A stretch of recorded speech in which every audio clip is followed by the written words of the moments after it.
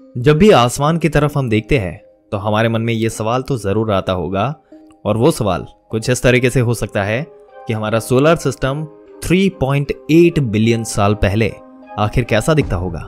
कि आज के दिन में जो जैसा है वैसा ही दिख रहा है, या उससे पहले 3.8 बिलियन साल पहले कुछ अलग दिखता था।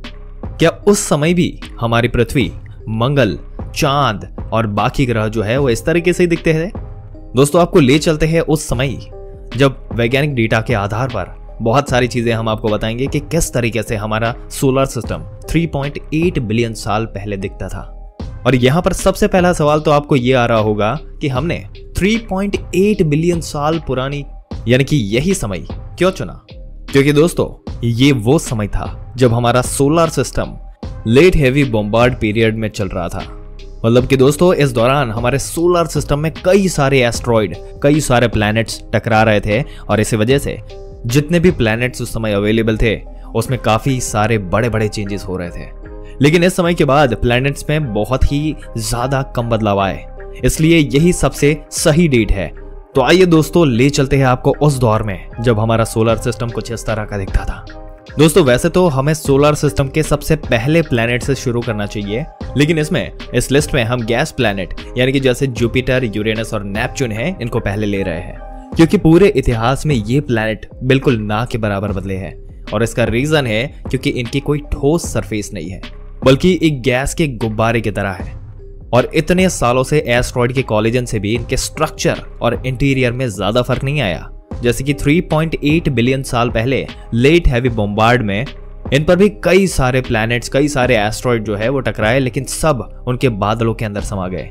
वैज्ञानिकों का ये कहना है कि जुपिटर, इनके जो कलर में फिर भी फर्क आया है, और इसका कारण है कि एस्ट्रॉइड में कई प्रकार के मिनरल्स होते हैं, और उसकी वजह से जब ये एस्ट्रॉइड या जुपिटर के बादल में समाते हैं तो कई बार कुछ नेचुरल फेनोमेना की वजह से ये मिनरल बादल में रंग को बदल देते हैं। जैसे कि 1993 में एक कॉस्मिक जुपिटर पर आकर गिरा था, और इसकी वजह से जुपिटर एक बहुत ही ज्यादा डार्क कलर का वॉल्टेक्स बन गया था, जिसकी वजह से वहां बादलों का कंपोजिशन थोड़ा चेंज कर दिया था। लेकिन ये बदलाव इतना ज्यादा कम होता है कि इसको गिनना ऑलमोस्ट ना के बराबर होता है।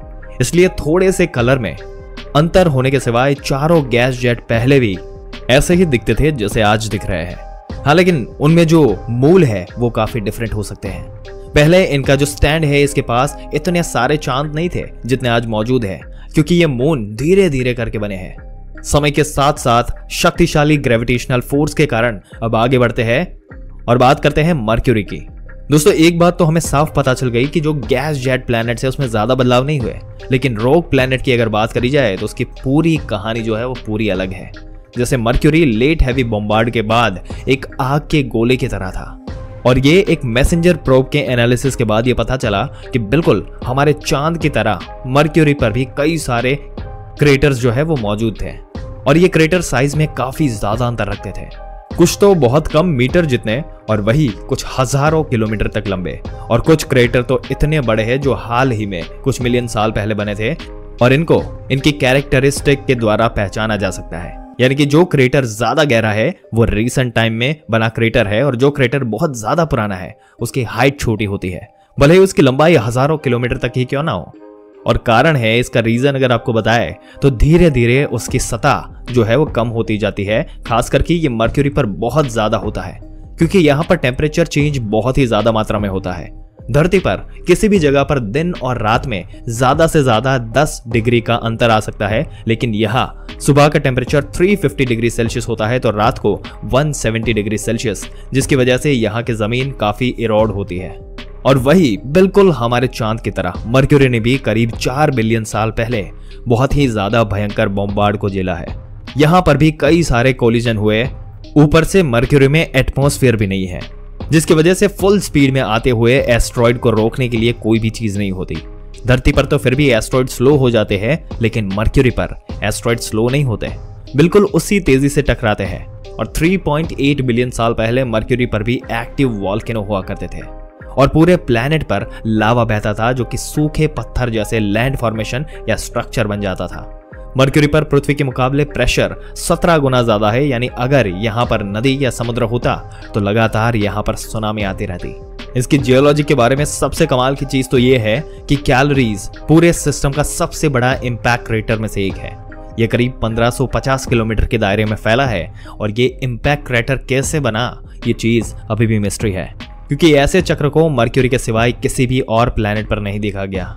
और इसके आसपास अगर देखा जाए तो 100 से भी ज्यादा नैनो क्रेटर्स मौजूद है, जिसे देखने पर ये बिल्कुल किसी स्पाइडर की तरह दिखता है। और इसके बीच में ये मौजूद है। इसकी ओरिजिन के बारे में तो कुछ भी नहीं पता, लेकिन इन सब बातों से पता चलता है कि मर्क्यूरी जो है उसका पास्ट बहुत ही ज्यादा खतरनाक रहा होगा और बहुत ही ज्यादा वायलेंट भी। और इसलिए आज जैसे मर्क्यूरी दिखता है, 3.8 बिलियन साल पहले मर्क्यूरी ऐसा बिल्कुल भी नहीं था।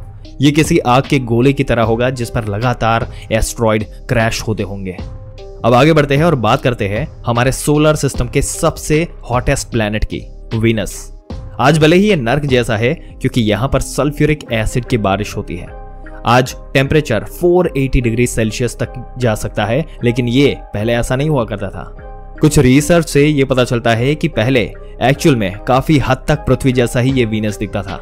4 बिलियन साल पहले जब लेट हैवी बॉम्बार्ड में हुआ था, तब वीनस के ऊपर कई सारे कॉमेट्स गिरे थे और ये कॉमेट्स पूरे यूनिवर्स में सबसे ज्यादा पानी स्टोर करते हैं, क्योंकि ये पूरे तरीके से बर्फ के ही होते हैं और ये बर्फ भी पिघल के पानी बन गई होगी। और अगर प्लैनेट का एटमॉस्फेयर और ग्रेविटेशनल फोर्स सही होगा तो फिर यही पानी आगे जाकर नदी, नाले और समुद्र बनता है। और आज से बिलियन साल पहले वीनस का टेम्परेचर काफी नॉर्मल टेम्परेचर 50 डिग्री सेल्सियस तक जाता था। ये इतना ज्यादा भी नहीं है, खास करके देखा जाए आज के 480 डिग्री सेल्सियस के बराबर, तो ये काफी फ्रेंडली माना जा सकता है उस समय का टेम्परेचर। और माना जाता है कि अगर ये टेम्परेचर यहाँ पर था तो यहाँ पर रिवर, ओशन का फॉर्म जरूर हुआ होगा और इसका मतलब ये है कि यहाँ पर भी लाइफ होगी। और अगर लाइफ नहीं है तो फिर भी एटलीस्ट 300 मिलियन साल तक यहाँ पर रिवर और ओशन फॉर्मेशन बने रहे होंगे, जिसमें एटमॉस्फेयर भी परफेक्ट था। लेकिन फिर धीरे धीरे किसी अननोन वजह से ये प्लैनेट बहुत ही ज्यादा कार्बन डाइऑक्साइड अपने अंदर भरने लगा, जिसकी वजह से प्लैनेट का टेम्परेचर बढ़ता गया, सारा पानी जो है वो इवापोरेट हो गया और यहाँ पर ग्रीन हाउस इफेक्ट का जो स्टेट है वो बहुत ज्यादा बढ़ गया और समय के चलते इस फ्रेंडली लुकिंग प्लैनेट को नर्क बना दिया गया। आज इसका टेम्परेचर इतना ज्यादा है कि इसे हॉटेस्ट प्लैनेट कहा जाता है। यहाँ पर पानी का एक बूंद भी कहीं नहीं रहती और इसलिए यहाँ पर लाइफ का होना इम्पॉसिबल है। दोस्तों, आपके क्या विचार है इन प्लैनेट्स के बारे में जो 3.8 बिलियन साल पहले कुछ इस तरीके के नजर आते थे? अपने विचार हमें कमेंट करके जरूर से बताइएगा। और अगर इसका पार्ट 2 देखना चाहते हो जिसमें आप हमारी सोलर सिस्टम के बारे में हर एक चीज जानना चाहते हैं, तो हमें कमेंट करके जरूर से बताइएगा। आपके लिए स्पेशल वीडियो लेकर आएंगे।